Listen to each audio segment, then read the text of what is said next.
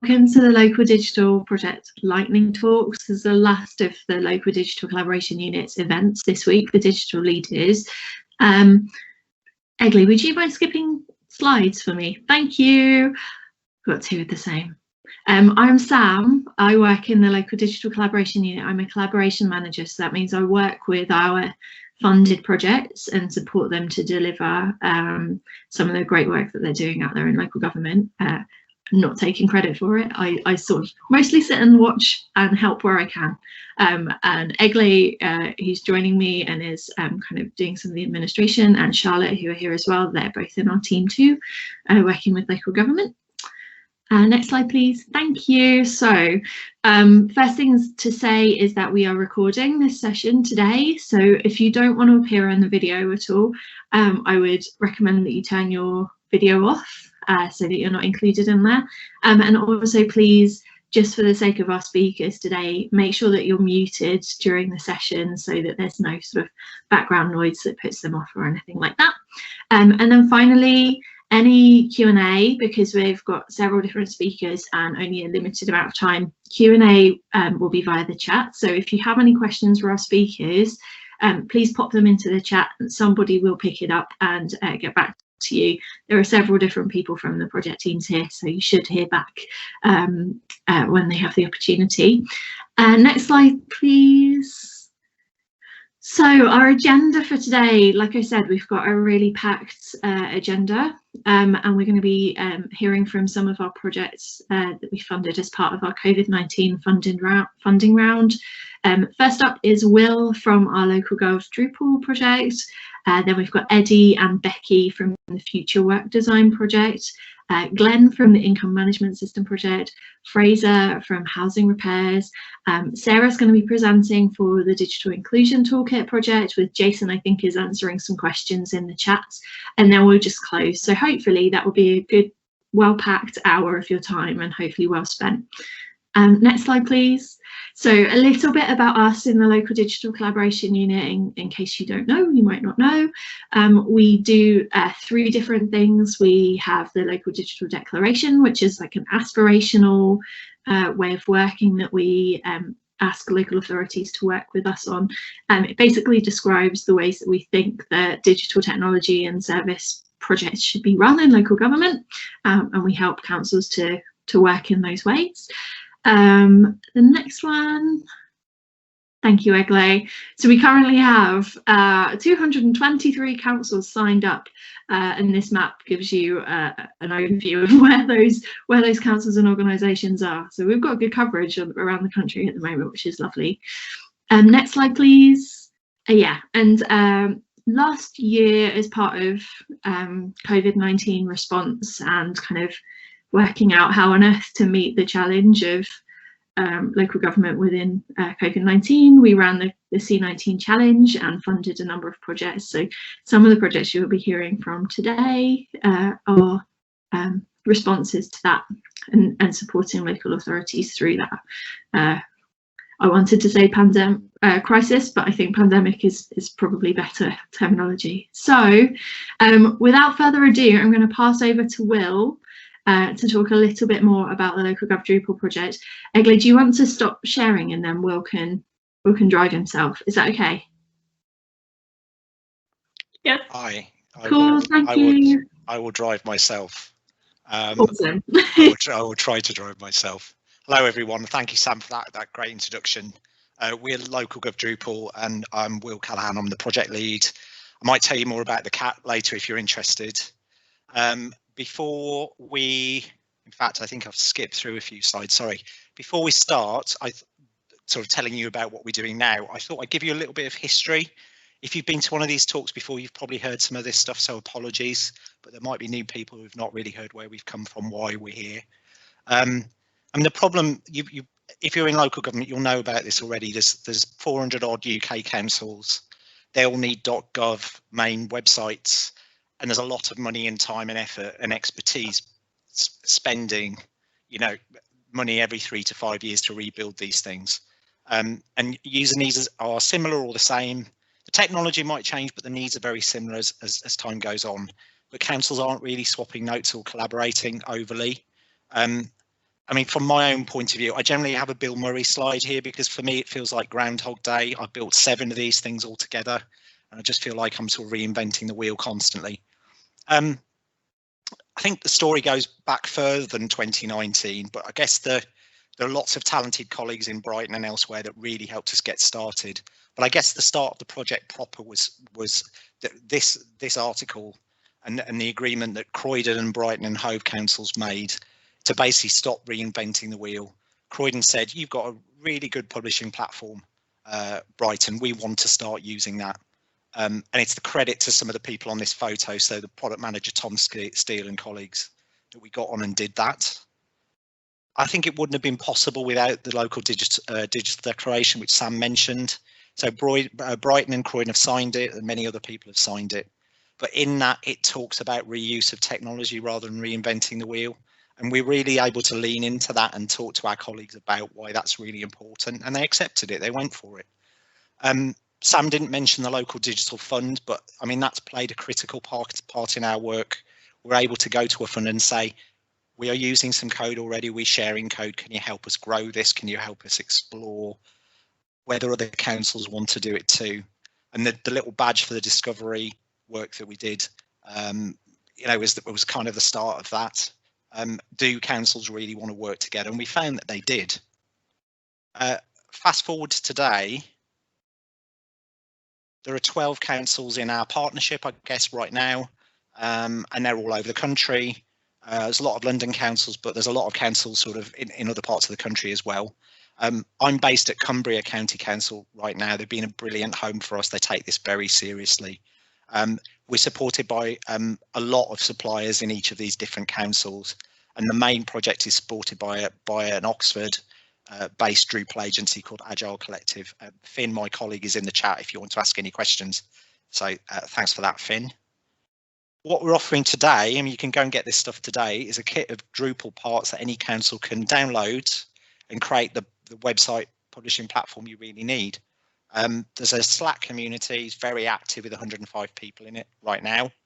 And you can get a test of this running in 15 minutes. I mean, ultimately you want to do more work on it, but you can try it in 15 minutes. And it's very easy for a developer to add new features to it. The benefits, I mean, we've found all sorts of benefits. There's reduced time and cost, obviously. Particularly, we're starting to explore now around sort of microsites or satellite sites that we all have. We think we're going to see a lot of savings there. The fact that we collaborate means we can build once for everyone. And we find that we're doing that more and more. And we're learning from each other. Lots of tips and tricks that we all use and ways of working that we're sharing. The content formats that we're producing, they're based on good practice. We look a lot of what GovUK is doing and elsewhere.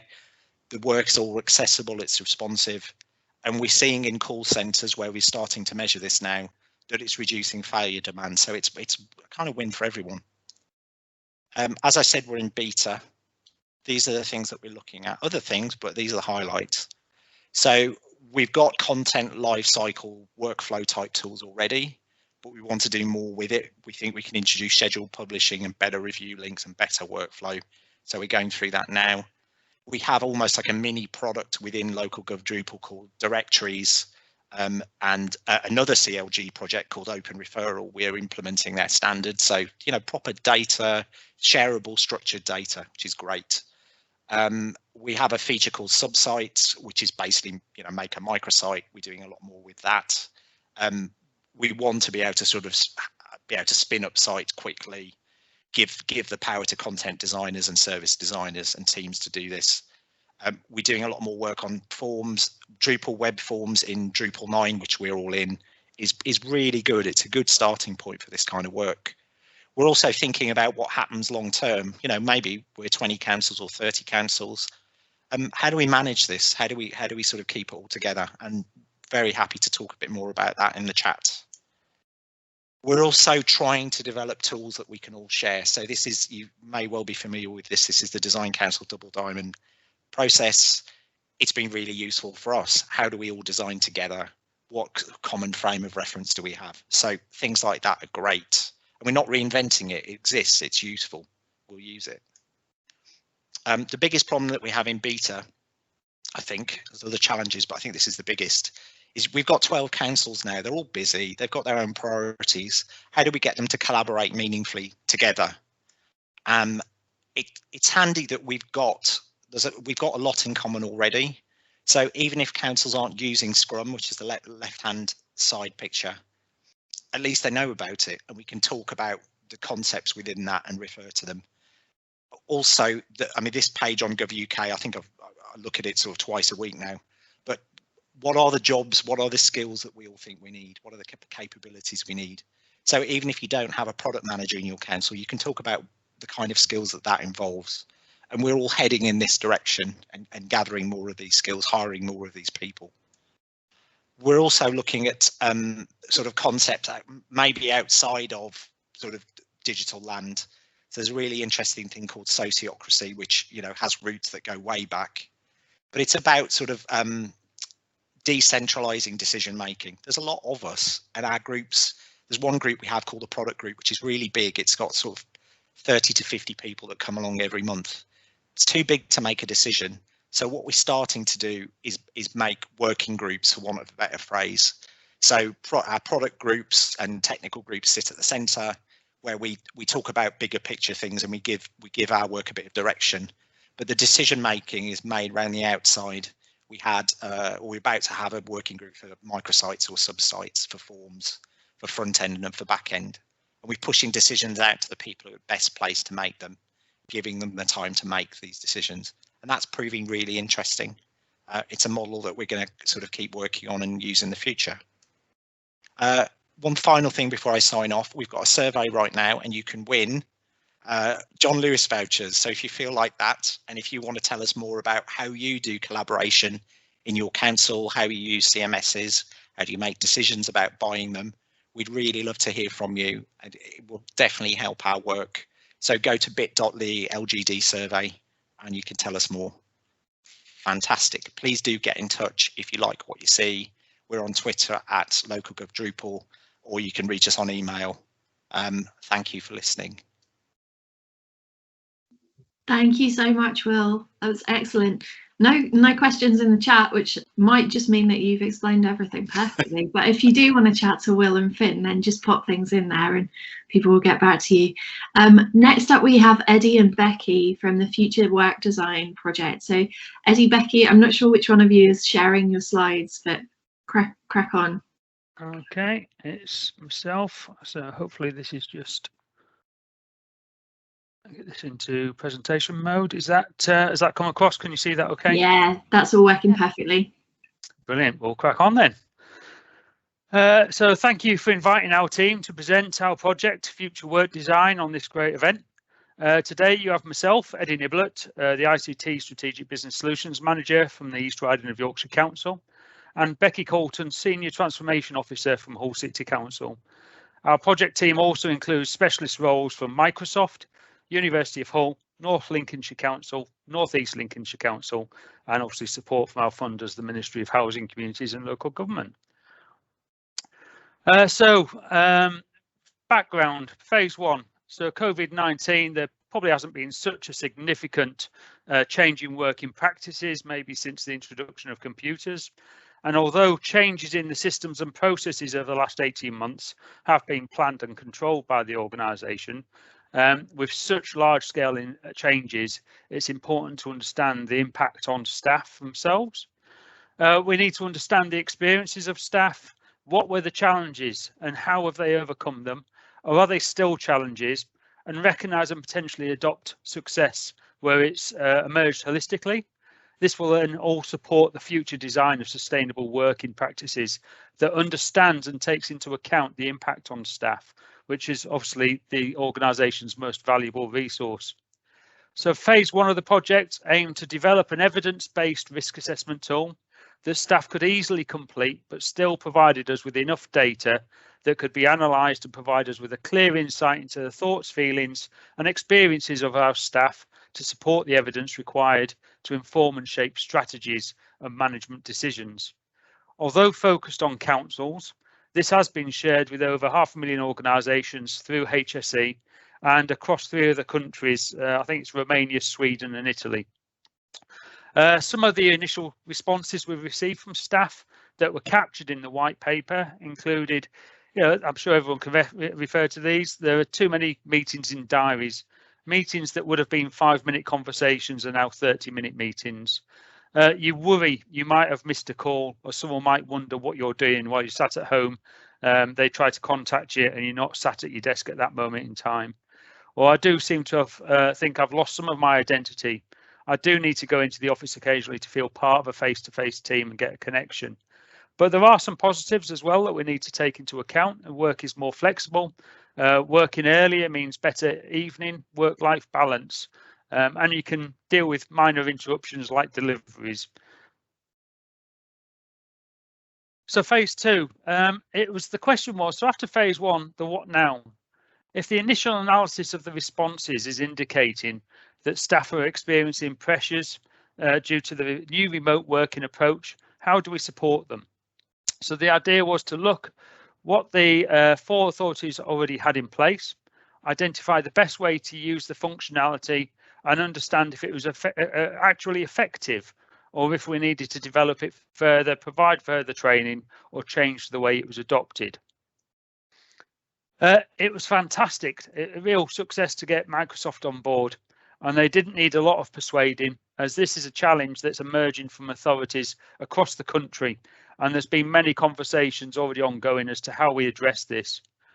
The concept itself was to use My Analytics as a personal wellbeing intervention tool that gives staff the choice to use various data sets that reflect their working practices. So like Ed said, that as part of the phase 1, we carried out some research and report was published. And as part of that, some of these challenges that came up as part of that, and as part of the stress risk assessment tool, was that staff was experiencing was back-to-back meetings. And that was staff was finding that due to not travelling in between meetings, there was getting meetings booked back-to-back via Teams. So it was more easier for people to go into the calendars and book them back-to-back, which is resulting in exhaustion. The difficulty finding time to focus. If you're not having that time to have breaks in between your meetings, you're not having that focus time to actually do the doing. Breaks, staff are not having sufficient breaks. They're working later, they're working longer hours, they're not switching off, which again is resulting in exhaustion, but also that's really bad on both physical and mentally. Always available, so staff feeling like they have to be available all the time. They're worried that because the system's showing that they're away from the desk, that they're not doing the work, or that if they don't answer a call, that the managers or colleagues might feel that they're not doing some work. And then there's the decompression time as well. And there's that time where just in between meetings, you just want to go, oh, you just want to breathe, and you just want to have time to relax and reflect. And I think that's really important, is that time in between meetings to breathe and reflect, because you want that time to talk about your problems or talk about the meeting, or time to be innovative and time to bounce ideas off your colleagues. So some of these were the key challenges that have been coming up through this research. So what's our approach? The aim of this is to explore the efficacy of an intervention that aims to nudge people towards a healthier way of working. We know that it can't take it away, but we want something that's able to nudge it, that can support staff's health and well-being. So how are we going to do this? So we're going to train people in the use of one such intervention, which we've already said is My Analytics. And we're going to measure any impacts on feelings about work and well-being. The process of this is going to have 320 participants. 160 of these, this is across the 4 local authorities, 160 of these are going to be part of the intervention group. They're the ones who are going to carry out the testing of My Analytics during that 8-week period. Then we're going to have 160 who are part of the control group. The control group will not get access to My Analytics. It will only be the intervention group. We're going to train the intervention group in the use of My Analytics and underpinning digital skills for that digital maturity. We're going to then collect data about digital skills, personal characteristics, stress and well-being, and we're also going to carry out some pre-post and daily diary, Also, the control group who aren't doing who aren't getting trained on My Analytics will still do a daily diary too. Following that, we're going to do focus groups to understand the experiences of the staff. So what do we hope to achieve? So as part of the wellbeing, we really want to empower staff with a simple tool that enables them to view current activities, and it's to give them that choice to make changes to the health and wellbeing. It is only the staff members who get access to this data, so it's their choice whether they want to share this information with their managers as part of their one-to-one or PGPRs to support them with that health and wellbeing. We want productivity. So if staff feel less stressed, they're more motivated, this could result in less sickness time, not having to rush to do work, more time to focus. And what we said about earlier on in the slide around that focus time is really important. If you've got more time to focus, that quality of your work and the productivity, it's more beneficial for that. This just doesn't benefit the organisation, it benefits our staff, and it also benefits, importantly, our residents as well. In terms of sustainability, as we know from phase 1, our staff want to continue with a blended way of working, but to enable us to sustain this, we need to really support our staff with their health and wellbeing. As we said, the staff are our main asset.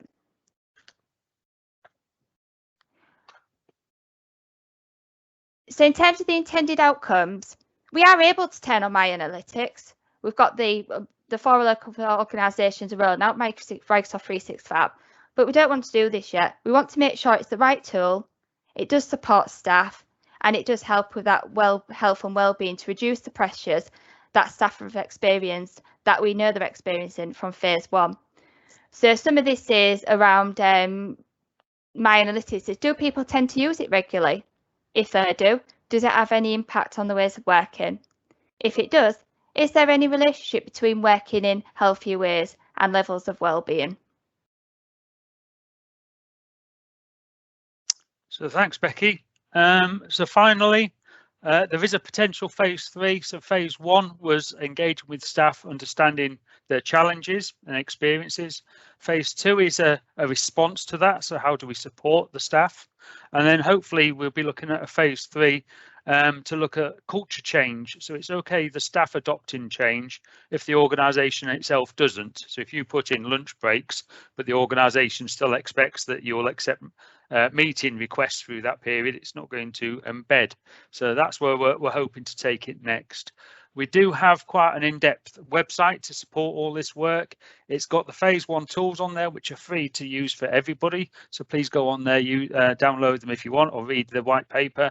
There's a lot of interesting information on there. The link is there on this screen, and obviously I believe it's going to be shared later. And thank you for taking the time to hear about our work. Thank you. Thank you, Eddie and Becky. That was really, really informative. I really appreciate it. Again, really quiet in the chat, everyone. So either you're just too shy or the speakers are too good, but please feel free to add questions in there. We are now going to go across to Glenn to talk to you about the income management system. Glenn, are you happy to share your camera and slides? Indeed I am, yes. Thank you. Hopefully everyone can see that. So thank you very much. Thank you very much, everybody. So my name's Glenn Conroy, and I'm working for Dorset Council, and I'm going to talk a little bit about the income management system that we're working on. People we're working with, so we're partners with Barnsley and Huntingdonshire as well, and obviously our MHDLG as well as support and funding the project as well. So that's what we look like. Tony and Richard are on the call as well, so please post any questions into the chat and hopefully they'll be able to answer any questions that you do have. So we'll move off that slide pretty quickly. So income management system, IMS, what is an income management system? Well, we did a lot of work to try and work out what it is, and it does lots of things, but ultimately it's everything and all things income. So it interfaces with various software and platforms that receive income, It captures transactions, and it also interfaces with any finance applications that you might have or ERPs. So there's lots of things there, and basically it serves as an engine, as a hub to pull all those different things together. Now, we're starting in quite an unusual situation here where Barnsley already developed a system. So you'd think that might mean, oh, okay, we're done, tick, let's roll it out. And essentially that is where we are at. So Barnsley have their system, and Richard kindly put a message out to everybody saying, hey, we've got a system, does anybody want to share? And there was lots of interest, which was really good. So I think it sort of resonates with a lot of what the LocalGov Drupal project are doing as well. So there's a lot of similarities there. So we produced a vision, and our aim is to offer an IMS that provides value for money and is open by design. So as people may or may not know, there's a couple of big players in the IMS market, and a lot of authorities and organisations use those big players. And I think it was just an idea of trying to offer an alternative to those big suppliers with regards to an income management system. So a lot of work's happened so far, as I said, including Barnsley having already developed a system. But what else did we do? So through discovery, we talked to a lot of organisations to test the hypothesis of, is this going to be something that people are interested? Is this something we want to try and build this community of organisations using a system, trying to give something that they can use and is going to provide value? So we tested that hypothesis and we gauged the amount of interest, and you'll be pleased to know that there was a lot of interest, so that's good. So that moved us on into alpha. And some of the things we did there, we captured some more of the user journeys. We tried to put a lot more detail around how this is going to work and how this is going to happen. We developed an indicative reference architecture as well. And we also looked at some of the support models that could work with this. And this is quite a big thing in some of the things that we are talking about. So there's various different options that we have. As you can see, open source at one end of the spectrum, where basically we say, here's the code, off you go and enjoy. And at the other end, there's the option of a hosted and SaaS solution. So basically an authority could call upon a supplier to implement and manage that system on their behalf. We also looked at the various personas of different councils and organisations that may exist as well, and basically it stemmed along a spectrum of digital and IT capability, from people that are completely self-sufficient to other organisations that rely on others to support that for them. So then on to beta, which is where we find ourselves now. So what's our plan? Well, ultimately, we decided that our initial focus is going to be on the open source model. So what do we need to do that? Well, as we said, Barnsley have already developed their system. So essentially, we've termed the coin of de-Barnsleyfying the code. So we need to take out any of the secrets in there and anything specific, and containerize it and basically make this a code base that we can publish. But then we need to start building the community. We need people to start actually picking this code up and start using it, implementing it with their systems, integrating with their current systems, with their finance systems, their ERPs, and start collecting the income and managing those transactions. So that's a lot of what we need to start doing. That's our objective right now. But after that, we're going to start looking at the other end of the spectrum with a hosted SaaS solution. So this is where we'll be working with partners and engaging with partners and develop a supported model where people can then call upon those suppliers to say, yeah, I want to use it, but I want you to do it for me. So that's kind of the idea there. So again, further building the community. So we're talking about the community a lot, and I thought it might be useful just to try and visualize what we're talking about this community. So essentially right in the middle, you've got this code repository, and then that kind of splits. So you've got that open source model that I've talked about, where various organizations, councils may pick up that code repository and use it themselves. And then on the other side of that, you've got the supported model where you've got suppliers pick that up. But the whole idea of the community, and this is very similar to the LocalGov Drupal project, as I said, and we will be picking their brains. So Will, watch out for the emails coming through. We're going to be picking your brains, where we're going to be working out how we can build that community and how we can make this work. So ultimately, yes, there's going to be feature requests, there's going to be changes that are needed, there's going to be legislative changes that are required. There's going to have to be that level of governance, again, similar to what Will was talking about with the Drupal project, and how that is then managed and how that then feeds through and further feeds the project and the product. Sorry. So yeah, open model. We're concentrating on that side at the moment, and then later on we'll look at the supported model side. And for the personas that we feel that that would match, so the organisations, councils that would match that model would be more towards the self-sufficient side of that digital and IT capability. So those personas has in-house IT or outsourced technology delivery, but have that control over what they're able to do. So we're looking for you. Come and talk to us. How can you? Well, there's our information there. LocalGov IMS, the website there, localgovims.digital, and you can email us at hello@localgovims.digital. So thank you very much. Hopefully that was useful. That's me. Thank you, Glenn. That was amazing. Really lovely. I really like that we've got two projects talking about open source community building. So good. I live for this. Next up we have Fraser, who's going to be talking about our housing repairs online project. Fraser, are you okay to share your screen? I am indeed. Well, all being well, I'm going to try the new 365 kind of picture-in-picture thing as well. Let's see how this goes. Oh. Am I going to be on the slides? It's a moment of truth. Doing something. Yeah, there you are. Amazing. Okay. Hopefully this is going to progress with everybody with the way that I've shared it. Okay, so yeah, repairs online digital fund project. Sadly, there's only a couple of partners left as we're entering into this beta stage, which I'll come back to in a minute. But if anybody wants to get involved, please get in touch with me. I've got my Twitter feed on there as well. My role for this project is the product owner, and I work with City Lincoln Council. Has that slide moved over on for everybody? Yeah, it's all good, Fraser. Cool, thank you very much. Okay, yeah, so the problem that we're facing here is that for anybody that, or for any authorities that deal with council repairs will know, and that it's likely going to be your highest call volume reason.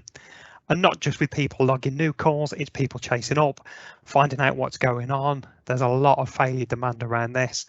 And we have calculated that it's costing us over 30 million per annum in handling this across our sector. But we've also got lots of barriers to adoption from customers, like lack of trust in our digital services, the demographics that go alongside this. So there's lots of problems that we need to solve this project. We started this process off. We've already been through discovery and alpha, and then we spent a bit more time in a technical alpha trying to understand actually, yeah, all of this is a great idea. We've got a real good common service pattern in place now. We understand our user needs. We've been following the agile rules, but it's kind of, how do we actually make this become a reality? So we've spent time talking with some of the market leaders in terms of Civica, Northgate, Capita, DRS, Total Mobile, etc., etc. And we've had lots of authorities involved with us as we've been through this. So we started in 2019 with discovery, and also in 2019 we went through alpha, and then it was just last year that we completed that technical alpha to think about, how do we make this thing a real product for us? We've been trying to work in the open as much as we can do. For me, certainly it's something kind of new and getting used to that, but we've set up a blog website. I'm sure these slides will be shared out, but the links are in here so you can kind of follow our story on there. We've got a YouTube channel with the show and tells, etc. on there. We're also trying to be engaging with the kind of support sectors around this. So we've reached out to Tech UK, had a session presentation with those. we've had real good relationships with Hacked and understanding how we can build upon their APIs. And Jem, a colleague on here, representing the Thistle group from London Councils. So we're just trying to reach out to as many people as we can and engage as much as possible, and obviously attend things like today. So what we have been through is quite a journey so far. We've had lots of user interviews, over 80 people we've spoken to, over 500,000 lines of data gone through. I've already mentioned some of the suppliers that we've talked about. You can read the rest for yourselves on there. So what we have learned is that the current process that most councils have in place are designed around our needs, i.e. the council's needs. And one thing that's been common across all the partners we've worked with is our housing management system is at the core and centre of all these process, which is kind of why it's designed around our needs, to be honest. So what we're trying to do is challenge that, look for that opportunity to disrupt the market, think about, is there actually a better place that we can talk to in terms of creating that repair that leaves the customers with that all important appointment time. And for the large part, the customers that we've spoken to really don't want logins to go through this process. They see it as a barrier. It's just another set of usernames and passwords for them to remember. And as it's a really important subject for them, they just want to be able to get on and do things quickly. And there is a lot of different systems across all of this as well. Although we're all quite commonly use the same few, it seems that we've all somehow bought the different ones of every component and are all on a slightly different version. So we've gone through some prototyping. As mentioned earlier, we've tested this with a large number of customers. Again, the link's on there. You can click on it, take a look, have a play with this. Happy for any feedback. But this is built on those principles that were learnt in Discovery, that customers don't want that login, that actually using text-based instead of pictures is a much better way for people to select the repairs on here. And we're also trying to enrich that reporting process so that customers can either submit videos, photos of that problem, rather than trying to get the customer to just always tell us in SOR words, if any of you know that world, how complicated that can be. I mean, one of the things that we did find as well is that there's around 2,000 SORs in the scheduler rates between Lincoln and Southwark. Out of the top 100 SORs we use, we shared 5. I mean, it just gives you an idea on how each council can set this up so differently. So what we're trying to do next is move into our beta phase to build this thing. We're just going through our procurement process at the moment. It's just closed the other day, so we're just going to go through the shortlisting. Hopefully we're going to get the project kick off in late July. But the thing that we're really focusing on here is that we're scrapping that, building it around our needs, the council's needs, and we're going to trial building this integrating with the scheduling software, because as far as the customer is concerned, it's that appointment date and time that's the important thing to them. And it's the kind of assumption that we have at the moment that that's the main reason that this isn't used, where authorities do have a login process in place at the moment. Because it goes into the housing management system, it seems to leave that bit of the puzzle out of it. And there's often oh, here's my repair, and somebody calls you back and gives you an appointment date and time, which doesn't drive that kind of culture of a common contact point in there. And so we're hoping that we can get that digital contact as that first one, leave the customer with everything they need. And we're really going to be looking to leverage tools like GovNotify throughout this, so that we can keep the customers informed and up to date of their repair process. So yeah, in summary, we're going to be hitting this phase 1, running with one software supplier in that first instance, hopefully in a sandbox environment, considering how we're going to build our common API out from there and build this product out. We'll be looking in phase 2 to expand that to the other authority partner that's involved, and consider how we actually get more SOR type classifications built in and make it configurable for customers, for the councils, beg your pardon. And lastly, it's about, well, actually, how do we make this a reusable thing? So this is a real big and important part of the project, and where we really need people off this call's input to get involved with us. If you're interested in being a part of this later on down the line, about how we can kind of share this, package it up, and get people using it and take on the learning that we've gone through so far. So if you do want to get involved, that was a slow transition. There is the website. That link on there will take you to our contact form, or you just email me direct. There was my Twitter handle as well at the beginning, but I've got to be honest, I'm not very good on Twitter, so I'd rather you email me. But please feel free to reach out, get in touch, have a look at all the good work that's gone on so far throughout this. Yeah, drop us any questions if you do have any. Thank you, Fraser. And don't worry about not being great on Twitter. Egley and I are all over that for you, so that's all okay. It's somehow passed me by. Last but by no means least, we've got Sarah Lyles from the Digital Inclusion Toolkit project. Sarah, are you okay to share? Yep, let's give it a go, make sure this works. Lovely, you can see that. Wonderful. All right. Hi, my name's Sarah Lyles, and I'm here from Leeds City Council, along with Jason Tooton, who's in the chat to answer some of your questions, to talk to you about the Digital Inclusion Kit project, which you can now find live online at digitalinclusionkit.org. So this is the second phase of this project. The first phase was a lot of development and getting the site online as you can find it now. The partners in this project are the MHCLG, Leeds City Council, Croydon Council, and Tech Resort. And during the first phase of the project, we also had help from Age UK Croydon. So this is an MHCLG funded project, and it was part of the Local Digital C19 Challenge Fund that Sam mentioned earlier. In response to the increased demand for digital services resulting from the reduction in face-to-face contact due to the COVID pandemic. So digital inclusion plays a vital role in ensuring that people who might be vulnerable and socially isolated are not further disadvantaged by the restrictions imposed by the coronavirus pandemic. And this toolkit serves as a how-to guide on strategies that can be used when tackling digital exclusion within our communities. Drawing initially on the combined experiences and learnings of Leeds and Croydon councils, this toolkit's a shared resource for any council or organisation where you can learn from others as well as contributing your own experiences of presenting digital inclusion projects. So digitalinclusionkit.org is a collaborative, comprehensive online resource for any organisations developing or delivering digital inclusion programmes.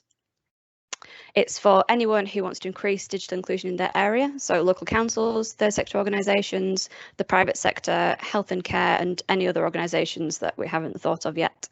Current content online includes information on planning projects, finding funding, delivering digital inclusion, and helping to evaluate. So here's some examples of content that's up on the site already. So here you might be needing to secure funding for projects or evaluate existing work that's going on. You might need help in offering socially distanced face-to-face digital inclusion training. Or you might be struggling with where to start setting up a digital inclusion project from the beginning. So we have a page here on identifying users for digital support. And this is just a selection of the content that's currently online, most of which was produced between the current project partners, so Leeds, Croydon and Tech Resort. Every page on the toolkit has a space for discussion, questions and clarification. So this is meant to be a collaborative resource. It's meant to be a live project with people continually discussing and contributing. We really want this to be the start of a conversation and a continually evolving resource to make sure that it stays relevant to the communities. The platform itself, which we developed during phase 1, is WordPress based and it's designed to be reused, easy to install, and hopefully will be useful to any other organisations looking to produce similar content. So as I mentioned, this is phase 2 of development, and for it we've defined a set of objectives that we'd like to achieve. So first of all, user research for the website design and development is key to this phase. We've begun this by developing some user profiles and beginning to set out some surveys and focus groups that we'd like to run. We want to ensure that diverse needs are accounted for, both in terms of the content that's on the site, in terms of working with diverse communities, but also the accessibility. We'd like to increase the number of organisations using the toolkit and also increase the number of active contributors. So again, this is really key to the success of the project, that people are not only using this as a resource to gather information, but also contributing their experiences and learnings to help it grow. So as mentioned, for this phase, we're prioritising user research to direct the site development. We're going to be reviewing how existing users navigate the site. We'll be showing site developments and new functionality to representative sample users for feedback, and prioritising developments that deliver the most useful information most effectively. So what's next for the project? We're currently in the process of updating the site to improve browsability, adding new functions such as comment alerts and email subscriptions. And we really need help to continue to research what works and what doesn't. We're continually testing design formats and developing new functionality. And if this is something you'd like to be involved in, do feel free to get in touch. So this isn't just about building a resource, it's about building a community. Our vision for the Digital Inclusion Kit is to develop an active and engaged community around the resource. We encourage contributions from other councils and organisations with digital inclusion experience to share.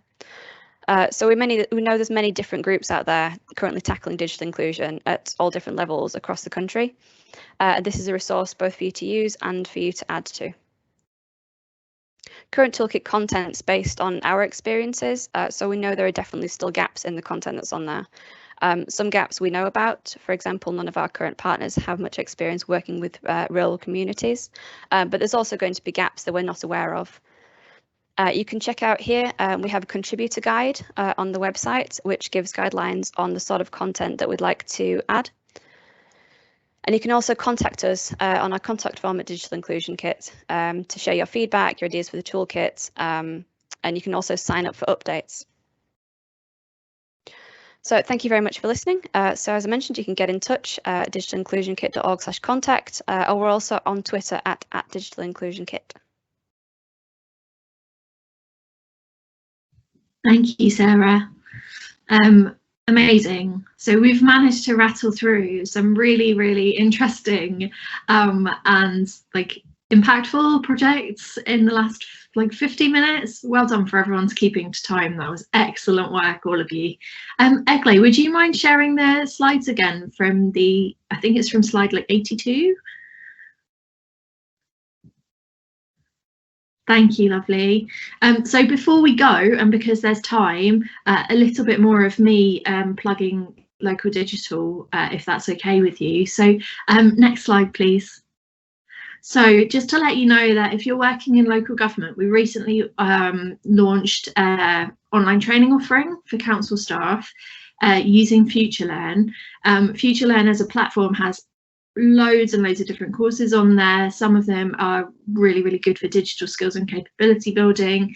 We've created a library with some of the best courses on there, and you and your staff and your colleagues, people that you work with, can go on there and basically apply to do one of those courses, and we will pay for it for free.